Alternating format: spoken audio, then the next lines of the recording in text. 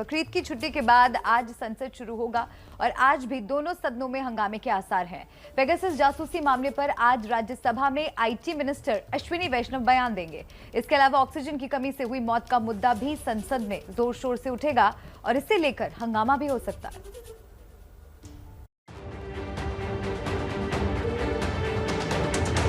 एक दिन की छुट्टी के बाद आज जब संसद शुरू होगी तो मंजर वैसा ही हो सकता है जैसा 2 दिन तक दिखा था। पेगासस जासूसी कांड को लेकर विपक्ष सरकार पर लगातार हमलावर है और अब ऑक्सीजन की कमी से मौत का मुद्दा भी गर्म हो चुका है। दोनों ही मुद्दों पर सरकार और विपक्ष के नेताओं के बीच वार पलटवार जारी है, सदन के अंदर भी और सदन के बाहर भी। आज राज्यसभा में करीब 12 बजे IT minister Ashwini Vaishnaw Pegasus जासूसी मामले पर बयान देंगे। वैसे सरकार की तरफ से जासूसी के सभी आरोपों को नकार दिया गया है, लेकिन कांग्रेस ने इस मामले की संयुक्त संसदीय समिति से जांच कराने की मांग की है। सदन के बाहर भी कांग्रेस इस मुद्दे को जोर शोर से उठाने की तैयारी में है। कांग्रेस हर राज्य में आज राजभवन तक विरोध मार्च निकालेगी। पेगासस पर आई रिपोर्ट में राहुल गांधी की जासूसी करने का भी आरोप है। कांग्रेस ने पेगासस के जरिए जासूसी करके कर्नाटक सरकार गिराने का आरोप लगाया है। आज सदन में ऑक्सीजन की कमी के मुद्दे पर भी जोरदार हंगामा होने के आसार हैं। दरअसल संसद में केंद्र सरकार ने दावा किया था कि देश में ऑक्सीजन की कमी से कोई मौत नहीं हुई।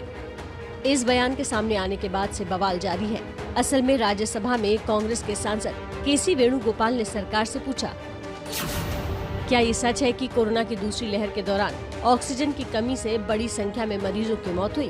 भारती प्रवीण पवार ने लिखित जवाब में कहा, स्वास्थ्य राज्यों का विषय है, उनकी ओर से कोरोना से हुई मौत की सूचना दी जाती है, लेकिन इसमें ऑक्सीजन की कमी से किसी मौत की सूचना नहीं है। केंद्र सरकार के इस दावे के बाद राज्यों से उनकी ठन गई। दिल्ली के अंदर हमने कमेटी बनाई थी, ऑक्सीजन के लिए ऑडिट कमेटी बनाई थी कि जो भी ऑक्सीजन की वजह से डेथ हो जाए तो उसको 5 लाख तक का कंपनसेशन देने के लिए कमेटी बनाई थी, जिसको कि क्योंकि केंद्र सरकार ने एलजी साहब के थ्रू उसको भंग करा दिया, जिस वजह से आपको एग्जैक्ट डाटा नहीं मिल पाया। किसी ने भी ये नहीं कहा कि उनके राज्य में ऑक्सीजन शॉर्टेज के कारण कोई मृत्यु हुई है, इसलिए इसके आंकड़े नहीं है।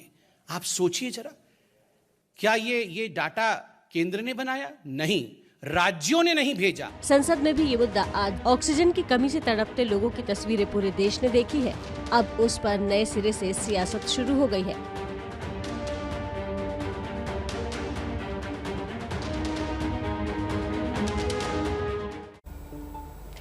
तो आज पेगासस मामले में आईटी मंत्री के जवाब पर पूरे देश की नजर रहेगी।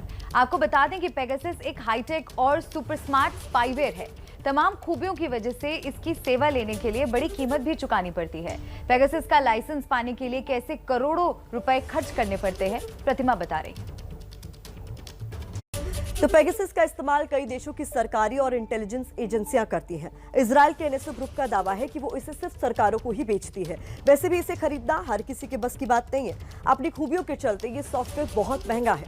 टच स्क्रीन के जरिए हम आपको समझाते हैं कि हम क्यों कह रहे हैं जासूसी का हथियार महंगा कारोबार। तो सबसे पहले समझिए कि इजराइल का एनएसओ ग्रुप पेगासस स्पाईवेयर का लाइसेंस बेचती है।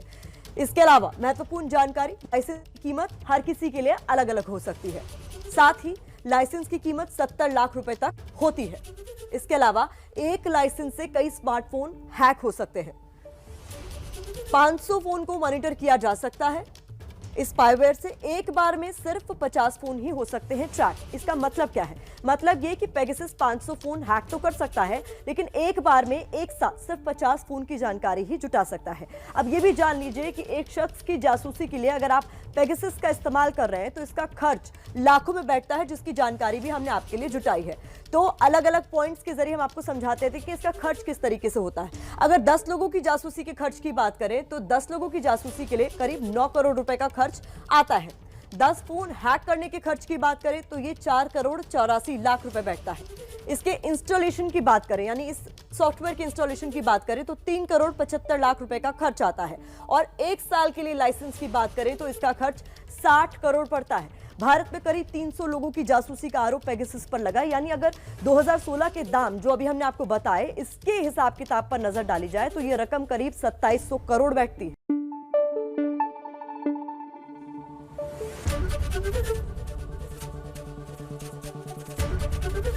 एबीपी न्यूज आपको रखे आगे।